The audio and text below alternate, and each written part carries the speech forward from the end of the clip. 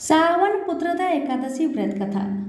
द्वापर युग के आरंभ में महिष्मती नाम की एक नगरी थी जिसमें महिजीत नाम का राजा राज्य करता था। लेकिन पुत्रहीन होने के कारण राजा को राज्य सुखदायक नहीं लगता था। उसका मानना था कि जिसके संतान न हो उसके लिए यह लोक और परलोक दोनों ही दुखदायक होते हैं। पुत्र सुख की प्राप्ति के लिए राजा ने अनेक उपाय किए, परंतु राजा को पुत्र की प्राप्ति नहीं हुई। वृद्ध अवस्था आती देखकर राजा ने प्रजा के प्रतिनिधियों को बुलाया और कहा, हे प्रजाजनों, मेरे खजाने में अन्याय से उपार्जन किया हुआ धन नहीं है। न मैंने कभी देवताओं तथा ब्राह्मणों का धन छीना है। किसी दूसरे की धरोहर भी मैंने नहीं ली। प्रजा को पुत्र के समान पालता रहा। मैं अपराधियों को पुत्र तथा बांधवों की तरह दंड देता रहा। कभी किसी से घृणा नहीं की, सबको समान माना है। सज्जनों की सदा पूजा करता हूँ। इस प्रकार धर्मयुक्त राज्य करते हुए भी मेरे पुत्र नहीं है, सो मैं अत्यंत दुख पा रहा हूँ। इसका क्या कारण है? राजा महिजीत की इस बात को विचारने के लिए मंत्री तथा प्रजा के प्रतिनिधि वन को गए। वहां बड़े बड़े ऋषि मुनियों के दर्शन किए। राजा की उत्तम कामना की पूर्ति के लिए किसी श्रेष्ठ तपस्वी मुनि को देखते फिरते रहे। एक आश्रम में उन्होंने एक अत्यंत वयोवृद्ध धर्म के ज्ञाता बड़े तपस्वी परमात्मा में मन लगाए हुए निराहार जितेंद्रिय जीतात्मा जीत क्रोध सनातन धर्म के गूढ़ तत्वों को जानने वाले समस्त शास्त्रों के ज्ञाता महात्मा लोमस मुनि को देखा, जिनका कल्प के व्यतीत होने पर एक रोम गिरता था। सबने जाकर ऋषि को प्रणाम किया। उन लोगों को देखकर मुनि ने पूछा कि आप लोग किस कारण से आए हैं? निस्संदेह में आप लोगों का हित करूंगा। मेरा जन्म केवल दूसरों के उपकार के लिए हुआ है, इसमें संदेह मत करो। लोमस ऋषि के ऐसे वचन सुनकर सब लोग बोले, हे महर्षि, आप हमारी बात जानने में ब्रह्मा से भी अधिक समर्थ हैं, अतः आप हमारे इस संदेह को दूर कीजिए। महिष्मती पुरी का धर्मात्मा राजा महिजीत प्रजा का पुत्र के समान पालन करता है, फिर भी वह पुत्रहीन होने के कारण दुखी है। उन लोगों ने आगे कहा कि हम लोग उसकी प्रजा हैं, अतः उसके दुख से हम भी दुखी हैं। आपके दर्शन से हमें पूर्ण विश्वास है कि हमारा यह संकट अवश्य दूर हो जाएगा, क्योंकि महान पुरुषों के दर्शन मात्र से अनेक कष्ट दूर हो जाते हैं। अब आप कृपा करके राजा के पुत्र होने का उपाय बतलाए। यह वार्ता सुनकर ऋषि ने थोड़ी देर के लिए नेत्र बंद किए और राजा के पूर्व जन्म का वृत्तांत जानकर कहने लगे कि यह राजा पूर्व जन्म में एक निर्धन वैश्य था। निर्धन होने के कारण इसने कई बुरे कर्म किए। यह एक गांव से दूसरे गांव व्यापार करने जाया करता था। एक समय ज्येष्ठ माह के शुक्ला पक्ष की द्वादशी के दिन मध्या के समय वह 2 दिन से भूखा प्यासा था, एक जलाशय पर जल पीने गया। उसी स्थान पर एक तत्काल ही ब्याही हुई प्यासी गौ जल पी रही थी। राजा ने उस प्यासी गाय को जल पीते हुए हटा दिया और स्वयं जल पीने लगा। इसलिए राजा को यह दुख सहना पड़ा। एकादशी के दिन भूखा रहने से वह राजा हुआ और प्यासी गौ को जल पीते हुए हटाने के कारण पुत्र वियोग का दुख सहना पड़ रहा है। ऐसा सुनकर सब लोग कहने लगे कि हे ऋषि, शास्त्रों में पापों का प्रायश्चित भी लिखा है, अतः जिस प्रकार राजा का यह पाप नष्ट हो, ऐसा आप उपाय बताए।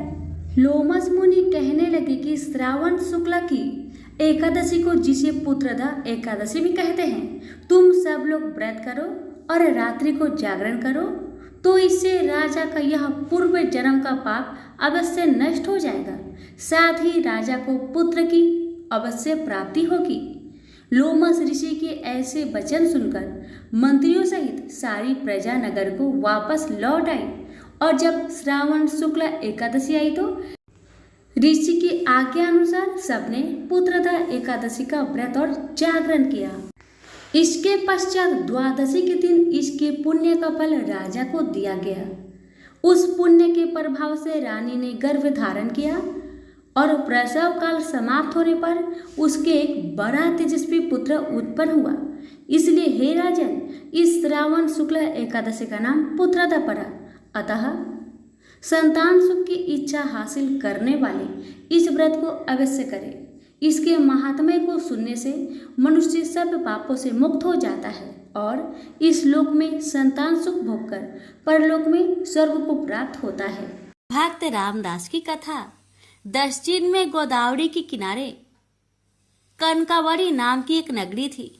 वहां रामदास रहता था। वह जाति का चमार था, परंतु अत्यंत सरल हृदय का, सत्य और न्याय की कमाई खाने वाला और प्रभु का निरंतर चिंतन करने वाला भक्त था। रामदास की पतिव्रता स्त्री का नाम मूली था। दंपति में बड़ा प्रेम था। इनके एक छोटा लड़का था, वह भी माता पिता का परम भक्त था। तीनों प्राणियों के पेट भरने पर जो पैसे बचते उनसे रामदास अतिथि की सेवा और पीड़ितों के दुख दूर करने का प्रयास करता। वह समय समय पर भगवान नाम का संकीर्तन सुनने जाया करता। कीर्तन में सुनी हुई यह एक पंक्ति, हरि में जैसो तैसो बस तेरो, उसे बहुत प्यारी लगी और उसे कंठ स्थल हो गई। वह निरंतर इस पंक्ति को गुनगुनाता हुआ सारे काम किया करता। वह सचमुच अपने को भगवान का दास और आश्रित समझकर मन ही मन आनंद में भरा रहता।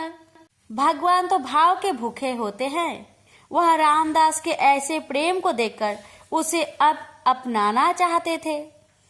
कुछ चोर गहनों के साथ ही कहीं से एक सुंदर विलक्षण स्वर्ण युक्त शालिग्राम की विशाल मूर्ति चुरा लाए थे, जो उनके लिए सिर्फ एक पत्थर था। उनमें से एक चोर के जूते टूट गए थे। उसने सोचा इस पत्थर के बदले में जूते की जोड़ी मिल जाए तो अच्छा है। भागवत प्रेरणा से शालिग्राम की मूर्ति को लेकर वह सीधा रामदास के घर पहुंचा और मूर्ति उसे देकर कहने लगा, अरे भाई देख, यह कैसा मजेदार पत्थर है, जरा अपने औजार को इस पर घिस तो सही, देख कैसे अच्छा काम देता है, पर इसके बदले में मुझे एक जोड़ी जूते देने पड़ेंगे। चोर की आवाज सुनकर वह चौंका। उसके भजन में भंग पड़ा। उसने समझा कोई खरीदार है। उसने जूते की एक जोड़ी चोर के सामने रख दी। चोर ने उसे पहनकर दामों की जगह वह मूर्ति रामदास के हाथ पर रख दी। रामदास अभी तक अर्धचेतन आस्था में था। उसने मन तो बस प्रभु के विग्रह की ओर खींचा हुआ था, इसलिए पैसे लेने की बात याद ही नहीं रही। मूर्ति को उसने अपने सामने रख दिया और उसी पर औजार घिसने लगा। भगवान शालग्राम बनकर प्यारे भक्त के घर आ गए। एक दिन एक ब्राह्मण उस तरफ से निकले। शालिग्राम की ऐसी अनोखी मूर्ति चमार के पत्थर की जगह देखकर उन्हें बहुत दुख हुआ। उस समय रामदास उस गोल मूर्ति को पैरों के बीच में रखकर उस पर औजार घिस रहा था। ब्राह्मण ने विचार किया, भला बंदरों को हीरे की कीमत का क्या पता, यह चमार शालिग्राम को क्या पहचाने। उन्होंने मूर्ति खरीदने का विचार कर नजदीक जाकर उससे कहा, भाई आज मैं तुमसे एक चीज मांगता हूँ, तू मुझे देकर पुण्य लाभ कर। यह पत्थर मुझे बहुत सुंदर लगता है, मेरे नेत्र इससे हटाए नहीं हटते। रामदास जी ने ब्राह्मण के इस दीन भाव को देखकर वह पत्थर ब्राह्मण को दे दिया। पंडित जी इस दुर्लभ मूर्ति को पाकर बड़े प्रसन्न हुए। वे उसे घर लाए। उन्होंने कुएं के जल से स्नान किया, फिर पवित्र स्वच्छ वस्त्र पहनकर शालिग्राम भगवान को पंचामृत से स्नान करा। सिंहासन पर पधार कर षोडश उपचार से उनकी पूजा की। पंडित जी की पूजा तो बड़ी विधि से करते थे, परंतु उनके हृदय में दिव्य गुण नहीं थे। उसमें लोभ, ईर्ष्या, कामना भोग वासना, इंद्रिय सुख की लालसा, क्रोध, बैर आदि दुर्गंध भरे थे। रामदास अशिक्षित था, परंतु उसका हृदय बड़ा ही पवित्र था। उनके मन में लोभ इच्छा, भोग इच्छा, क्रोध और बैर आदि का नाम निशान भी नहीं था। भगवान सालग्राम ने विचार किया, आहा, जब वह परम श्रद्धा वह भक्ति पूर्वक गीत गोविंद गाता हुआ मेरी मूर्ति पर जल छोड़कर अपना औजार घिसता था, उस समय मुझे ऐसा लगता था मानो कोई परम भक्त मेरा शरीर पोंछ रहा है। जब वह मेरा नाम संकीर्तन करता हुआ मूर्ति को पैर पर रखकर उस पर चमड़ा रखकर काटता था, तब मुझे ऐसा लगता मानो मेरे अंगों पर कोई भक्त चंदन कस्तूरी का लेप कर रहा है। अवश्य ही उसको मेरे यथार्थ स्वरूप का ज्ञान नहीं है, परंतु उसने अपनी सरल विशुद्ध निस्वार्थ भक्ति से मुझे बस में कर लिया।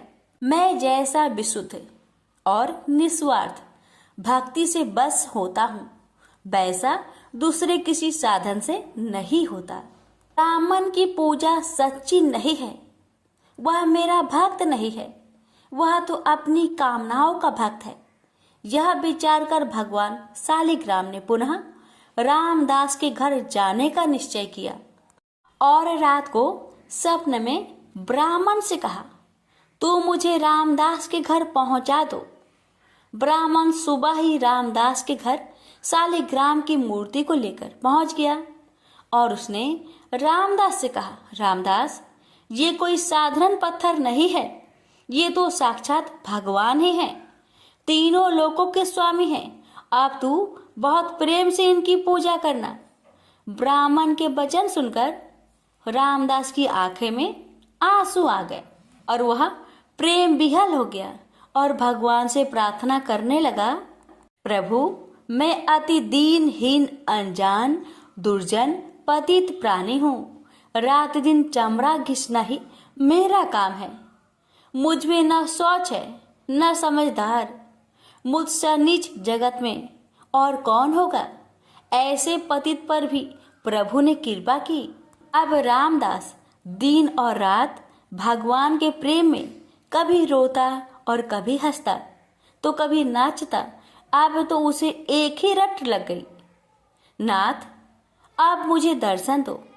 पहले तो मुझे पता ही नहीं था, पर आपने ही मेरे हृदय में ये आग लगाई है। मैंने तो ना पहचान कर आपकी मूर्ति का निरादर किया, पर आप मुझे नहीं भूले और ब्राह्मण के द्वारा अपना स्वरूप बताकर मेरे घर आ गए। यदि दर्शन नहीं देते थे तो ये सब क्यों किया? एक बार अपने सावड़े सलोने चांद से मुखरे की झांकी दिखाकर मेरे मन को सदा के लिए चुरा लो। मेरे मोहन, करुणा की वर्षा कर दो इस कंगाल पर। एक बार दर्शन दो और मुझे तीर्थार्थ करो। भगवान भक्त वत्सल है, जो एकमात्र भगवान को ही अपना आश्रय मानकर उनसे प्रार्थना करता है तो उसकी प्रार्थना भगवान तत्काल सुनते हैं। उसके ऐसे दिव्य प्रेम को देखकर भगवान से रहा न गया। वे एक वृद्ध ब्राह्मण का रूप धरकर उसके घर आ गए। भगवान ने उसके घर आकर उसकी विरह वेदना को शांत नहीं किया, बल्कि उसकी विरह वेदना को पहले से भी और अधिक बढ़ा दिया और उससे कहा, अरे भाई, भगवान का दर्शन कोई मामूली बात थोड़ी ही है। बड़े बड़े देवता, योगी मुनि अंतकाल तक तप, ध्यान और समाधि करने पर भी जिनका दर्शन नहीं कर पाते, तुझ जैसे मनुष्य को उनके दर्शन कैसे हो सकते हैं? यह सुनकर रामदास की आंखों से झरझर आंसू बहने लगे। उसने कहा, हे देव, मैं क्या करूं? मुझसे रहा नहीं जाता और मेरा यह दृढ़ विश्वास है कि मेरे नाथ दीन बंधु हैं, दया के अपार सागर है। मुझे वे दर्शन देंगे और जरूर देंगे। पति कैसे ही रंग रूप का क्यों ना हो, पर पत्नी का पति में अटूट प्रेम होता है। ऐसे ही मैं अपने स्वामी के स्नेह को परख चुका हूँ। यूं कहते कहते रामदास का कंठ रुक गया।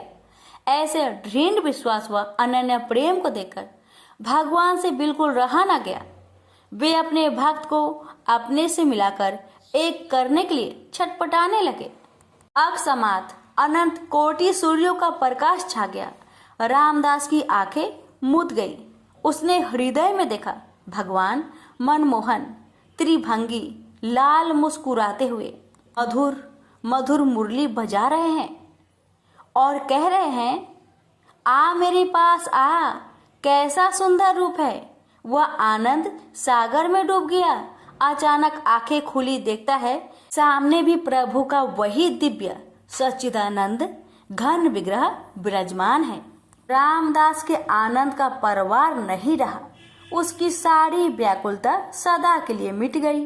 भगवान ने उसे अपने में समा लिया और उसने प्रभु के दिव्य धाम में जाकर नित्य पार्षद का शरीर ग्रहण किया। प्रेम से बोलिए, हरे कृष्णा कृष्ण कृष्ण हरे हरे, हरे राम राम राम राम राम हरे हरे। कथा को शेयर अवश्य कीजिए। भगवान आपकी मनोकामना को पूर्ण करेंगे। प्राचीन समय की बात है।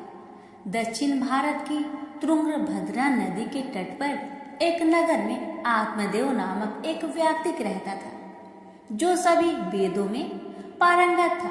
उसकी पत्नी का नाम धुंधली था। धुंधली बहुत ही सुंदर लेकिन स्वभाव से झगड़ालू थी। घर में सब प्रकार का सुख था, लेकिन वह व्यक्ति अपनी पत्नी से तो दुखी था ही, साथ ही उसके कोई संतान का सुख भी नहीं था। वह चिंता में रहता था कि यदि उम्र ढल गई तो फिर संतान का सुख देखने को नहीं मिलेगा। यह सोचकर उसने बड़े दुखी मन से अपने प्राण त्यागने के लिए वन को चला गया। वन में एक तालाब में वह कूदने ही वाला था कि तभी एक सन्यासी ने उसे देखकर उससे पूछा, कहो वृपवन, तुम्हें ऐसी कौन सी भारी चिंता है जिसके कारण तुम प्राण त्याग रहे हो? आत्मदेव ने कहा, ऋषिवर, मैं संतान के लिए इतना दुखी हो गया हूँ कि मुझे अब अपना जीवन निष्फल लगता है। संतानहीन जीवन को धिक्कार है और मैंने जिस गाय को पाल रखा है वो भी बाज है। यह तो ठीक है, मैं जो पेड़ लगाता हूँ उस पर भी फल फूल नहीं लगते। मैं घर में जो फल लाता हूँ वह भी बहुत जल्दी सड़ जाता है। इन सब बातों से मैं बहुत दुखी हो चुका हूँ। ऐसा कहकर वह व्यक्ति जोर जोर से रोने लगा। वह संत उसकी बात सुनकर उसके ललाट की रेखाएं को देखता है। रेखाओं को देखकर वह कहता है, वृपवन, कर्म की गति बड़ी प्रबल है, वासना को छोड़ दो। सुनो, मैंने तुम्हारे भाग्य देख लिया है। इस जन्म में तो क्या अगले 7 जन्मों तक तुम्हारे कोई संतान भी किसी प्रकार से नहीं हो सकता। तब ब्राह्मण कहता है, फिर मुझे प्राण त्यागने दीजिए या आप किसी भी यत्न से मुझे पुत्र प्राप्त का मार्ग बताएं। जब वह संत देखता है कि यह व्यक्ति किसी भी प्रकार से समझाने पर भी प्राण त्यागने को आमदा है, तो वह अपनी झोली में से एक फल निकालकर कहता है कि अच्छा ठीक है, तुम यह फल लो और इसे अपनी पत्नी को खिला देना, उससे उसके एक पुत्र होगा। आत्मदेव वह फल लाकर अपनी पत्नी को दे देता है, लेकिन उसकी पत्नी वह मन ही मन में सोचती है कि यदि मैंने ये फल खा लिया और मेरा गर्भ रह गया तो मुझसे खाया नहीं जाएगा और मैं मर भी सकती हूँ। यह सोचकर वह तय करती है कि मैं ये फल नहीं खाऊंगी। इसलिए वह आत्मदेव से कई तरह के तर्क और कुतर्क करती है। आत्मदेव के कहने पर वह फल तो रख लेती है लेकिन खाती नहीं है। एक दिन उसकी बहन उसके घर आती है, जिसे वह सारा किस्सा सुनाती है। बहन उससे कहती है कि मेरे पेट में बच्चा है, प्रसव होने पर वह बालक मैं तुम्हें दे दूंगी, तब तक तुम गर्भवती के समान घर में रहो। मैं कह दूंगी मेरा बच्चा मर गया और तू ये फल गाय को खिला देना। आत्मदेव की पत्नी ने अपनी बहन की बात मान ली और वैसा ही किया। उस फल को गाय को खिला दिया।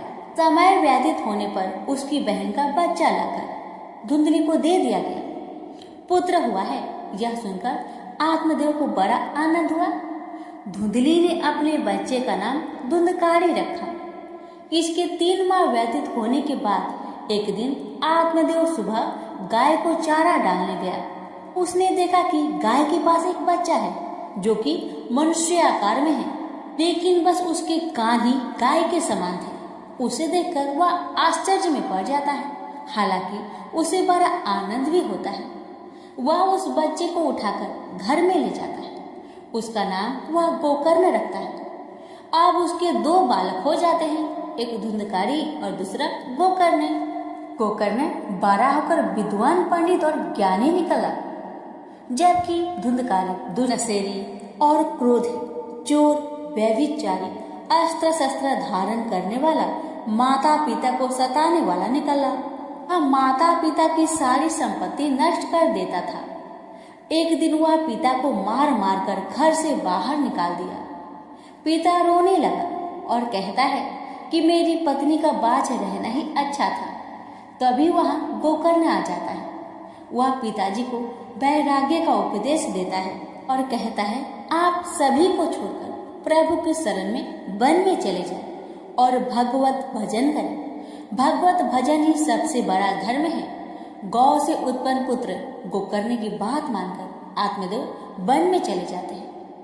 बाद में उसकी पत्नी धुंधली को धुंधकारी सताने लगता है, तो वह कुएं में कूदकर आत्महत्या कर लेती है। अब धुंधकारी 5 वेश्याओं के साथ रहने लगा। वेश्याएं उसे अपने तरीके से संचालित करती थी। धुंधकारी उन वेश्याओं के लिए ही धन जुटाने में लगता है। वह उनके लिए डाका डालता और चोरी करता है। बाद में वे वेश्याएं सोचने लगती है कि यदि एक दिन यह पकड़ा गया तो राजा इसके साथ हमें भी दंड देगा। यह सोचकर वह वेश्याएं सोते हुए धुंधकारी को रस्सियों से उसका गला दबाने का प्रयास करती है। जब वह गला दबाने में भी नहीं मरता है तो वे सभी मिलकर उसे दहकते अंगारों में डाल देती है। वह तड़प तड़प कर मर जाता है। बाद में उसे गड्ढा खोदकर गाड़ दिया जाता है। मरने के बाद धुंधकारी भयंकर दुख देने, झेलने और अपने कुकर्मों के कारण एक प्रेत बन जाता है। प्रेत बनने के बाद भूख और प्यास से वह व्याकुल हो जाता है। रह रहकर चिल्लाता भी रहता है, क्योंकि उसे अंगारों से जलाया गया था। इसलिए उसकी अनुभूति उसे अभी भी सताती रहती है। उसे लगता है कि अभी भी मेरा शरीर जल रहा है। एक दिन उसका भाई गोकर्ण उसके गांव में कथा करते हुए आते हैं। गोकर्ण सबसे नजर बचाते हुए अपने पुस्तकनी मकान में सोने को चले जाते हैं। अपने ही घर में अपने भाई को सोया हुआ देखकर धुंधकारी खुश हो जाता है और आवाज लगाता है। गोकर्ण यह आवाज सुनकर पूछता है कि तुम कौन हो? धुंधकारी कहता है, मैं तुम्हारा भाई हूँ। मेरे कुकर्म की गिनती नहीं की जा सकती। इसी से मैं प्रेत योनि में पड़ा हूँ। ये दुर्दशा भोग रहा हूँ। भाई, तुम दया करके मुझे इस योनि से छुड़ाओ। गोकर्ण कहता है कि मुझे बड़ा आश्चर्य हो रहा है। मैंने तुम्हारे लिए विधि पूर्वक गया जी में श्राद्ध किया, फिर भी तुम प्रेत योनि से मुक्त कैसे नहीं हुए? मैं कुछ और उपाय करता हूँ। कई उपाय करने के बाद भी जब कुछ नहीं होता है तो अंत में वह सूर्यदेव से पूछते हैं, तो सूर्यदेव कहते हैं कि वह श्रीमद् भागवत कथा सुनने से ही मुक्ति हो सकती है, इसलिए तुम सप्ताह पारायण करो। तब गोकर्ण ने व्यास गद्दी पर बैठकर कथा कहने लगे। देश गांव से बहुत लोग कथा सुनने आने लगे। इतनी भीड़ हो गई कि सब आश्चर्य करने लगे। तब वह प्रेत भी वहां आ पहुंचा। वह इधर उधर स्थान ढूंढने लगा। इतने में उसकी दृष्टि एक सीधे रखे हुए 7 गांठ वाली बांस पर पड़ी। वह वायु रूप से उसमें जाकर बैठ गया। तो शाम को कथा को विश्राम दिया गया तो एक बड़ी विचित्र बात हुई। सबके देखते देखते उस बांस की एक गांठ तर तर तर तर करती फट गई। इसी प्रकार 7 दिनों में 7 गांठें फट गई और 12 स्कंद सुनने से पवित्र होकर धुंधकारी एक दिव्य रूप धारण करके सामने खड़ा हो गया। उसने भाई को प्रणाम किया। तभी बैकुंठवासी पार्षदों के सहित एक विमान उतरा। सबके देखते ही देखते धुंधकारी विमान पर चढ़ गया। उन पार्षदों को देखकर उसने गोकर्ण से कहा, भगवान के प्रिय पार्षदों, यहाँ हमारे अनेक शुद्ध हृदय श्रोतागण हैं, उन सब के लिए एक साथ बहुत से विमान क्यों नहीं लाए? यहाँ सभी ने समान रूप से कथा सुनी है, फिर फल में इस प्रकार का भेद क्यों है? भगवान के पार्षदों ने कहा, इस फल भेद का कारण इसमें श्रवण का भेद है। श्रवण सबने समान रूप से ही किया, किंतु इसके जैसा मनन नहीं किया। इस प्रेत ने 7 दिन तक सुने हुए विषय का स्थिरचित से खूब मनन भी करता रहा। यह कहकर वे सब पार्षद वैकुंठ को चले गए। श्रावण माह में गोकर्ण ने फिर से उसी प्रकार सप्ताह क्रम से कथा कही। वहां भक्तों से भरे हुए विमानों के साथ भगवान प्रकट हो गए। उस गांव में कुत्ते और चंडाल प्रश्न जितने भी जीव थे सभी दिव्य देह धारण करके विमान पर चढ़ गए। भगवान उन सभी को योनि दुर्लभ गोलोक धाम में ले गए। प्रेम से बोलिए लक्ष्मी नारायण की जय, श्री कृष्ण भगवान की जय, राधा रानी की जय। एक बार देवराज इंद्र देवगुरु बृहस्पति के साथ भगवान शिव का दर्शन करने कैलाश गए। महादेव ने दोनों की परीक्षा लेनी चाहिए, इसलिए रूप बदलकर अवधूत बन गए। उनके शरीर पर कोई वस्त्र न था। उनका शरीर जलती हुई अग्नि के समान धधक रहा था और अत्यंत भयंकर नजर आते थे। अवधूत दोनों के रास्ते में खड़े हो गए। इंद्र ने एक विचित्र पुरुष को रास्ते में खड़े देखा तो चौंके। इंद्र को देवराज होने पर गर्व घेरने लगा। उन्होंने उस भयंकर पुरुष से पूछा, तुम कौन हो?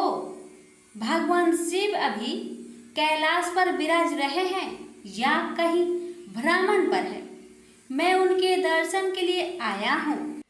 इंद्र ने कई प्रश्न किए, लेकिन वह पुरुष योगियों के समान मौन ही रहे। इंद्र को लगा कि एक साधारण प्राणी उनका अपमान कर रहा है। उनके मन में देवराज होने का अहंकार उपजा, जो क्रोध में बदल गया। इंद्र ने कहा, मेरे बराबर अनुरोध करने पर भी तू कुछ नहीं बोलकर मेरा अपमान कर रहा है। मैं तुझे अभी दंड देता हूँ। ऐसा कहकर इंद्र ने वज्र उठा लिया। भगवान शिव ने वज्र को उसी समय स्तंभित यानी जड़ कर दिया। इंद्र की बाह अकड़ गई।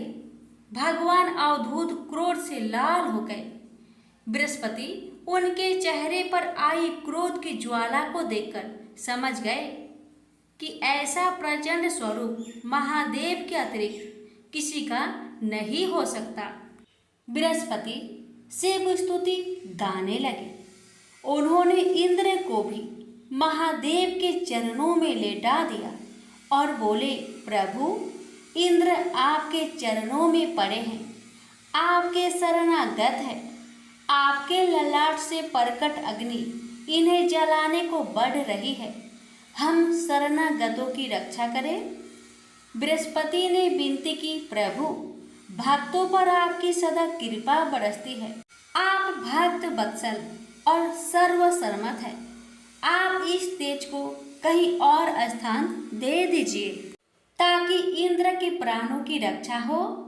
भगवान रुद्र ने कहा, बृहस्पति, मैं तुम पर बहुत प्रसन्न हूँ। इंद्र को जीवन दान देने के कारण तुम्हारा एक नाम जीव भी होगा। मेरे तीसरे नेत्र से प्रकट इस अग्नि का ताप देवता सहन नहीं कर सकते, इसलिए मैं इसको बहुत दूर छोड़ूंगा। महादेव ने उस तेज को हाथ में धारण कर समुद्र में फेंक दिया। वहां फेंके जाते ही भगवान शिव का वह तेज तत्काल एक बालक के रूप में परिवर्तित हो गया। सिंधु से उद्भव होने के कारण उसका नाम सिंधु पुत्र जलंधर प्रसिद्ध हुआ। जलंधर जिसका नाम शंखचूड़ भी हुआ, शिव के तेज से उत्पन्न हुआ था। इस कारण परम शक्तियों से संपन्न था। वह देवों से भी ज्यादा शक्तिवान था। वह उस तेज से पैदा हुआ था जो इंद्र को समाप्त करने वाला था। इसलिए असुरों ने उसे अपना राजा बनाया। अवधूत रूप में यह लीला करने के बाद महादेव अंतर्ध्यान हो गए। इंद्र के गर्व का भंजन भी हुआ, भगवान के दर्शन भी हो गए। तुलसी से जुड़ी एक कथा बहुत प्रचलित है। श्रीमद् देवी भागवत पुराण में इनके अवतरण की दिव्य लीला कथा भी बनाई गई है। एक बार शिव ने अपने तेज को समुद्र में फेंक दिया था।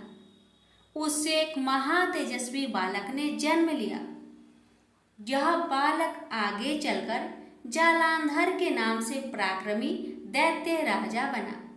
इसकी राजधानी का नाम जालांधर नगरी था। दैत्यराज काल नेमि की कन्या वृंदा का विवाह जालंधर से हुआ। जालंधर महाराक्षस था।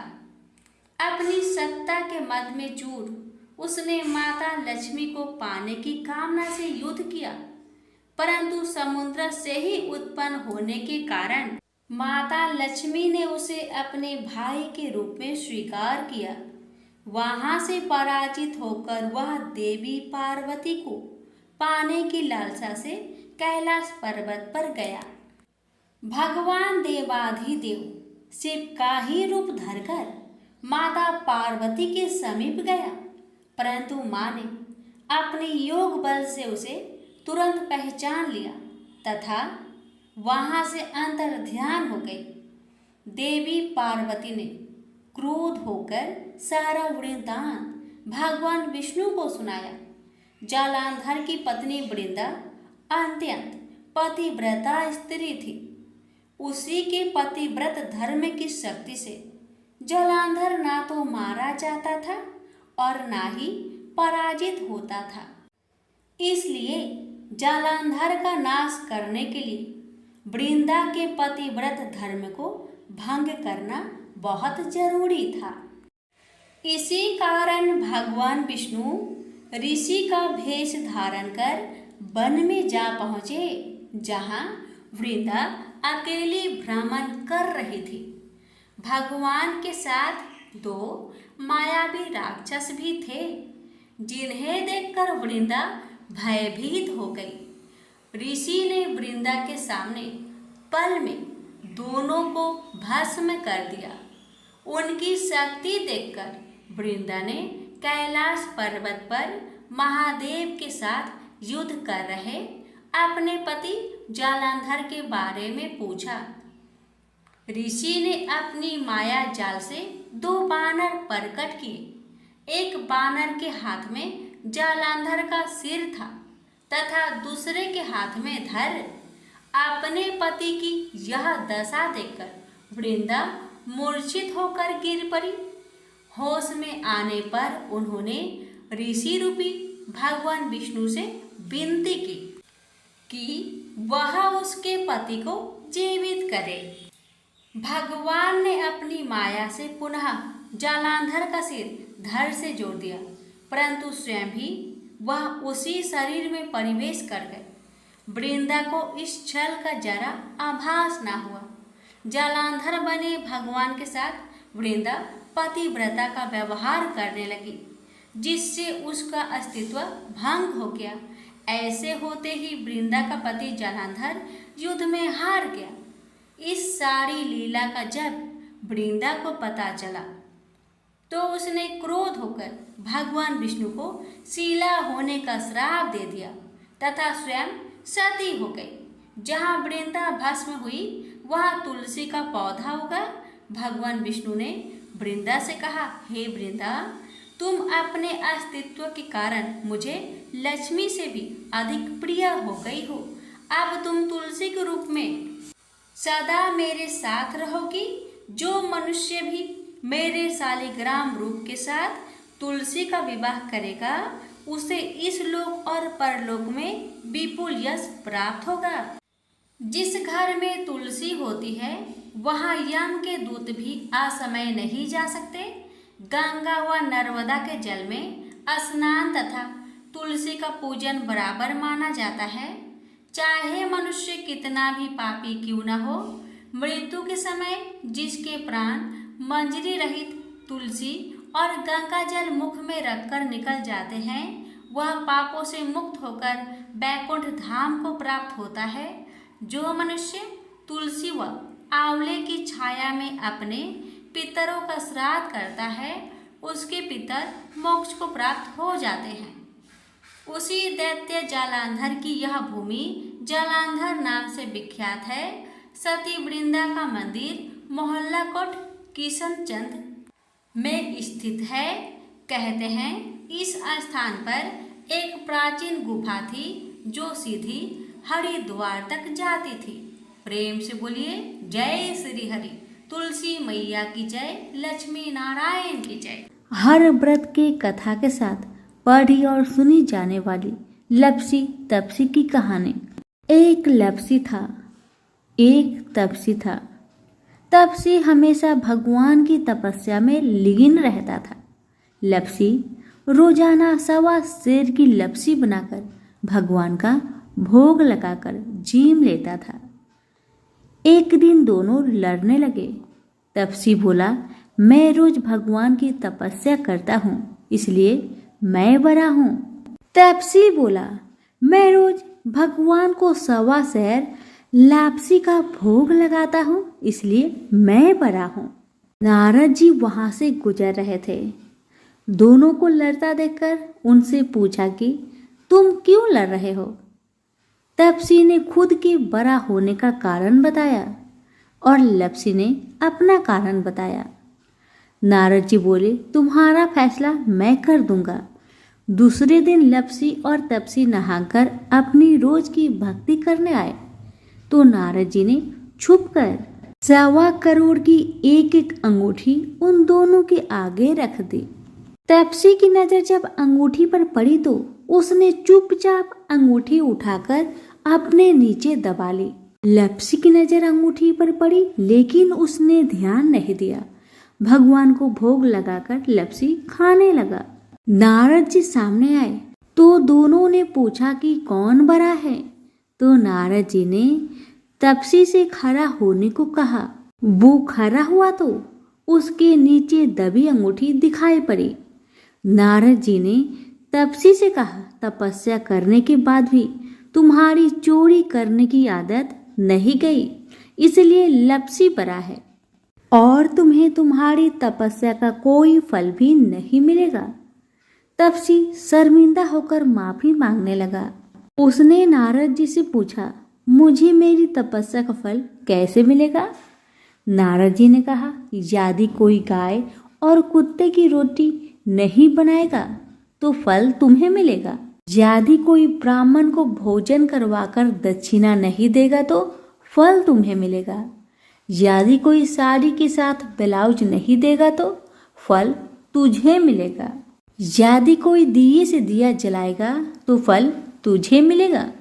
यदि कोई सारी कहानी सुने लेकिन तुम्हारी कहानी नहीं सुने तो फल तुझे मिलेगा।